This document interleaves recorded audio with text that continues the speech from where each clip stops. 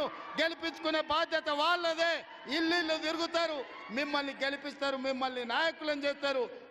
గ్రామాన కార్యకర్తలకు నా విజ్ఞప్తి, రేపు సర్పంచ్, ఎంపీటీసీ, జడ్పీటీసీ ఎన్నికలు 100% మనం గెలవాలని తెలియజేస్తూ మీ అందరి దగ్గర సెలవు తీసుకుంటున్నా. జై కాంగ్రెస్! గట్టిగా జై కాంగ్రెస్!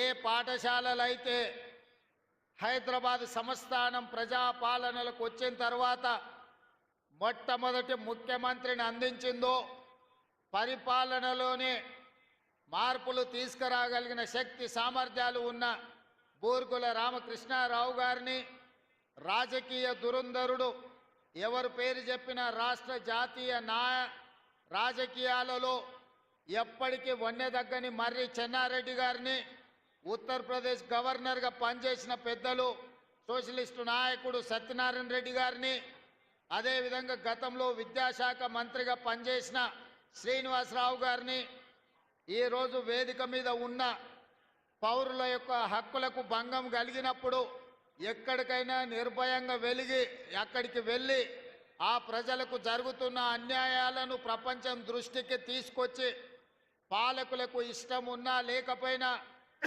ప్రజల యొక్క హక్కుల కోసం కొట్లాడే పెద్దలు హరగోపాల్ గారికి, వీళ్ళందరినీ కూడా ఈరోజు ఈ కార్యక్రమానికి ఆహ్వానించి ఇంత పెద్ద కార్యక్రమాన్ని ఏర్పాటు చేసినందుకు మిమ్మల్ని అందరినీ మనస్ఫూర్తిగా అభినందిస్తున్నా. మిత్రులారా, పాలమూరు బిడ్డగా, తెలంగాణ రాష్ట్ర 2వ ముఖ్యమంత్రిగా ఈరోజు 150 సంవత్సరాలు పూర్తి చేసుకున్న మొగిలిగిద్ద పాఠశాలను ఆధునీకరించడానికి ఈ కార్యక్రమంలో పాల్గొనడం ఇది నాకు ఒక గొప్ప గౌరవం అని చెప్పి నేను ఈ సందర్భంగా తెలియజేస్తున్నా. ఆనాడు నిజాం పాలనలో ఉర్దూలో ప్రారంభమైన ఈ పాఠశాల ఈరోజు ఈ స్థాయిలోకి రావడం, ఈ గ్రామం ఆదర్శంగా నిలబడాలన్న ఆలోచనతో ఇక్కడ పాఠశాలలతో పాటు జూనియర్ కాలేజ్తో పాటు ఈరోజు అడ్వాన్స్ టెక్నాలజీ సెంటర్లను అందించి పాఠశాలకు ఒక 10 కోట్ల రూపాయలు, మొగిలిగిద్ద గ్రామం కోసం సీసీ రోడ్ల కోసం 5 కోట్ల రూపాయలు, అదేవిధంగా లైబ్రరీ కోసం, గ్రామ పంచాయతీ బిల్డింగ్ కోసం 1 కోటి రూపాయలు, అదేవిధంగా మైనారిటీ షాదీఖాన కోసం మా మిత్రుడు ఈర్లపల్లి శంకర్ గారు అడిగినరు.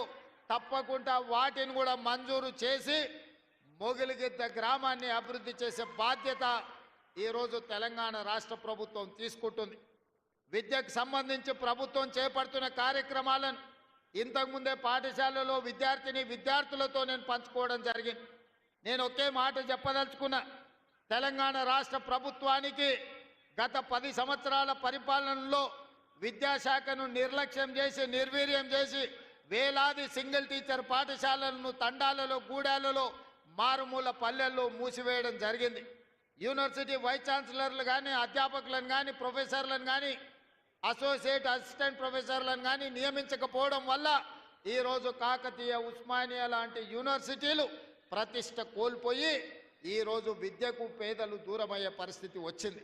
అందుకే మన ప్రభుత్వం ప్రజాపాలన వచ్చినెంబడే విద్య మీద పెట్టేది ఖర్చు కాదు, విద్య మీద పెట్టేది పెట్టుబడి ఈ దేశ భవిష్యత్తు తరగతి గదుల్లోనే ఉంది. అందుకే రాష్ట్ర ప్రభుత్వం బడ్జెట్ని 7% 21,000 కోట్ల రూపాయలను విద్యాశాఖకు కేటాయించి ఆ విద్యాశాఖను ముఖ్యమంత్రి అయిన నా దగ్గరనే పెట్టుకొని విద్యను పెంచాలి, విద్యను పేదలకు అందించాలనే లక్ష్యంతో ఈరోజు ప్రభుత్వం చేస్తుంది. ఇదే కాదు, 10 సంవత్సరాలు టీచర్ల బదిలీలు జరగలేదు, 20 సంవత్సరాలు టీచర్లకు ప్రమోషన్లు ఇవ్వలేదు, దాదాపుగా 10 ఏళ్ళు డిఎస్సి నోటిఫికేషన్ ఇవ్వక ఒక్క నూతనంగా కూడా టీచర్లను నియమించలేదు. అందుకే మా ప్రభుత్వం వచ్చిన మొదటి సంవత్సరంలోనే 21,000 మంది టీచర్లకు ప్రమోషన్లు ఇవ్వడమే కాదు, 35,000 మంది టీచర్ల బదిలీలు చేసి ప్రతి ప్రాంతానికి ఈరోజు టీచర్లను అందించే ప్రయత్నమే చేసినాం. ఇదే కాదు, మా అధికారుల కృషి వల్ల 10 సంవత్సరాలు నియామకాలు జరగని డిఎస్సి టీచర్ల నియామకం 55 రోజుల్లో 11,000 మంది టీచర్లను ఎల్బీ స్టేడియానికి పిలిచి వాళ్లకు నియామక పత్రాలు అందించి 11,000 మంది నూతన టీచర్లను అందించడం ద్వారా తండాలల్లో గూడాలలో ఉండే పాఠశాలలను తిరిగి ప్రారంభించే ప్రయత్నం చేసినాం. ఇదే కాదు, young India skills university, young India sports యూనివర్సిటీని ఐటీఐలు నిర్వీర్యం అయిపోతే సాంకేతిక నైపుణ్యాన్ని పెంచాలని 75 ఐటీఐలను ఈరోజు అడ్వాన్స్డ్ టెక్నాలజీ సెంటర్లుగా 2,400 కోట్ల రూపాయలతోని టాటా సంస్థతోని ఒప్పందం చేసుకొని తెలంగాణలో ఉన్న యువతీ యువకులకు సాంకేతిక నైపుణ్యం నేర్పాలి.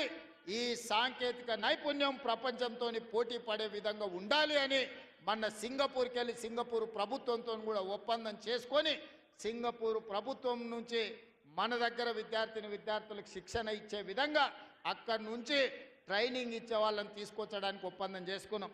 ఇయాల అమెరికాలో ఉండే స్టాన్ఫర్డ్ యూనివర్సిటీని కూడా మనం ప్రయత్నం చేస్తున్నాం. మన తెలంగాణలో ఉండే విద్యార్థులకు శిక్షణ ఇవ్వడానికి ఒక ఎంఓయూ చేయాలని ఇవాళ ప్రయత్నం చేస్తున్నాం. ఎందుకంటే ఇవాళ ప్రపంచంలో పోటీ పెరిగిపోయింది. సర్టిఫికెట్లు ఉంటేనో, డిగ్రీలు ఉంటేనో, పట్టాలు ఉంటేనో ఇవాళ ఉద్యోగాలు వచ్చే పరిస్థితి లేదు. నీ పట్టా ఏదున్నా నీ నైపుణ్యం ఎంతున్నదని చెప్పి ఇవాళ పోటీ ప్రపంచం అడుగుతున్నది.